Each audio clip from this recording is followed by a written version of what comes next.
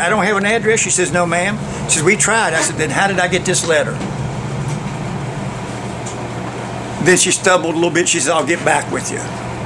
Because whenever you go before the court's going to ask if you tried to attempt to contact them. Well, they lied when they said they contacted me or tried to. Because I got the letter they sent me, but yet I didn't get any notifications they was going to sue me. But they wouldn't have changed anything really a whole lot, because, like I say, I got a Virginia address, a legal Virginia address. I'm legally eligible to dispose of my trash legally, according to West Virginia laws, and to dump my trash legally. And I'm the one who picked up 3 truckloads of trash up on that road and took it down to the dumpster. When they had dumpsters. Let me get this for the video. I want to get this kind of well, let's outline on it so I don't bounce around so much. Right. Let's start with a little bit of the history of it.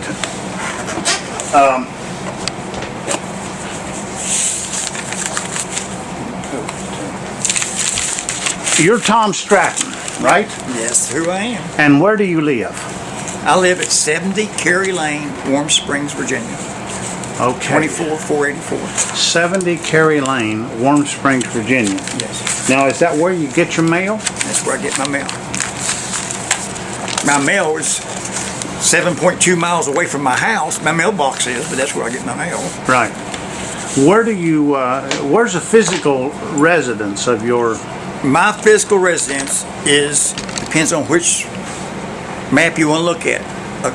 According to the topo map, the line goes right through my house, West Virginia state line. Okay, so you're up on the High Top Mountain subdivision. The border between Virginia and West Virginia. Correct.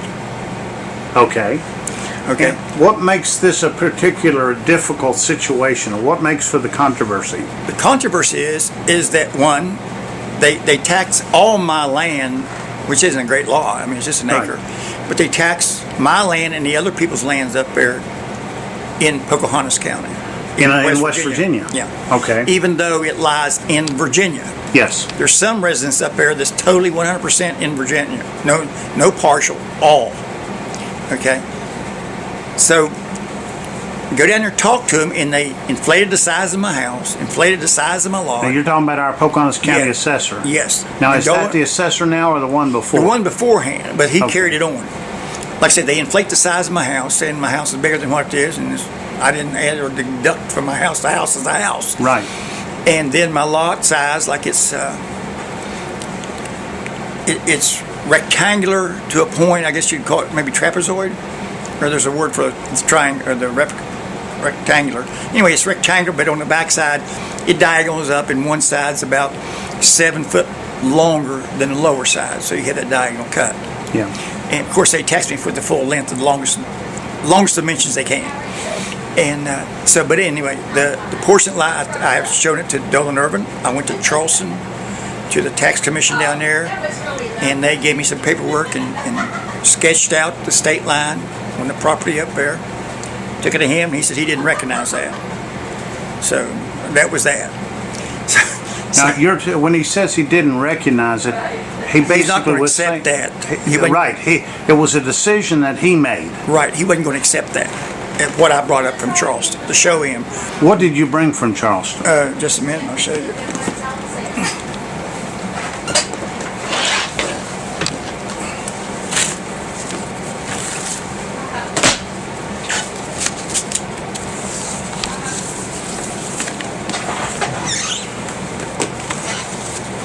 This is the map up there that they gave me. They blew it up.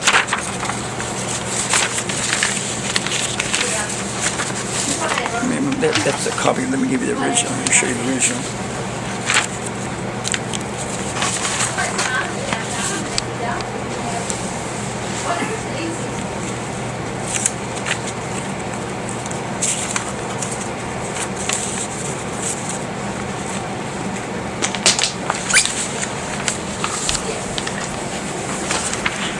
And this is the original what they gave me. All right. Hold that right there. See if I can get a picture of it. And that's the gentleman up in the right-hand corner who did it. And Okay. And this is the lots up there. so who gave you this? Someone from West Virginia? Or Yeah. His name was Edwin R. Maki, M-A-K-I. He's a mapping advisor for the Department of Tax and Revenue, Property Tax for the state Division. of West Virginia? Yes. Okay. And he wrote on there that this is where the line Let me is. see what he wrote. Okay.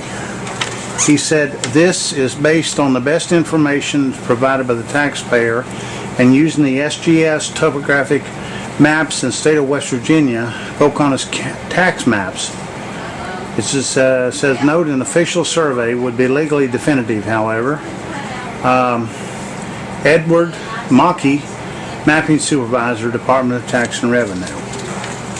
And what he did was, see if I can get the camera to be able to see this. Yeah, what he did was to draw the line. This red line would be where Where the state line is. where the state line is. Okay. All right, got her. Okay. That, if I follow that, then my house is in Virginia. Okay. Okay. The topo map is undefinitive because the line is, as they put on the map, is as wide as the dot is for my house location. Yeah. So you can argue it one way or the other, I guess. But anyway, so they said they wouldn't recognize that. Dolan And- said that. Yeah.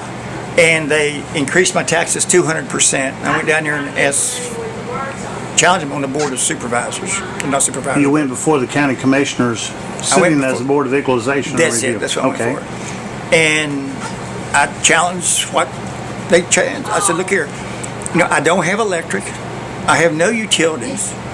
And now I cannot get to my house 4 to 5 months out of the year, not because of anything I can do, it's because the federal government would not keep that road open. Right. And nor will the state or the county keep it open. So I can't get up and down the back. So once I'm up there and get snowed in, I got to have enough supplies to last me to 3 to 4 months. Now, when I was younger, That's provided you don't get sick and have an emergency and have to get out of there. Yeah. Now that I'm old, when I was younger, I used to snowshoe off these mountains. On the back side, it's only 2 miles down to Route 600 in Virginia. Right. Okay, by the road itself, it's 6 miles to Route 39. Yeah, that's to come off the Yeah. West So Virginia side. when I was younger, it was kind of exciting. It was an adventure. So I didn't mind it too much. But I can't carry but only so much with me.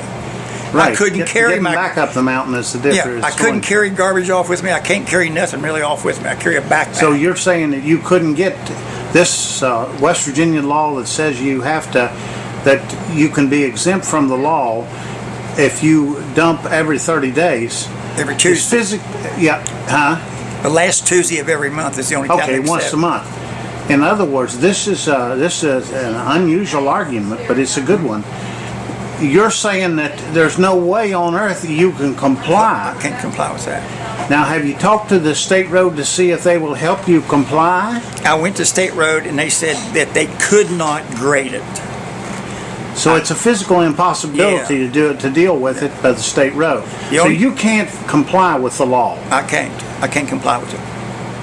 Now, That's did you bottom tell the line. county commissioners this whenever they said I've to the already- Board of Equalization Review? For my I went there for my taxes. I told them Okay. what all my problems were. That I don't think that my property is worth is what they were saying with. Okay. And of course, he'd hauled around, and they asked me what I thought was fair. I said, to be fair, I said I don't care if I build a Taj Mahal up there with no utilities, no access, no nothing, no police protection, no fire protection, no nothing like that. I said I don't care what I build, it'll never be worth more than $15,000. Today, that's what they basically have accepted is it's not worth more than $15,000. That's what my tax Okay. rate is now. So, but anyway, they asked me what I thought it would be fair. I said I wanted to pay the same thing that Doe and Irvin's paid. And Doe and Irvin had not had a tax increase for over 20 years. 20 years? Thereabouts. Well, he was the assessor. Yes, he was. At the meeting, they kept a recording. And then they had it transcribed, but the part when I confronted him about his not paying taxes was deleted.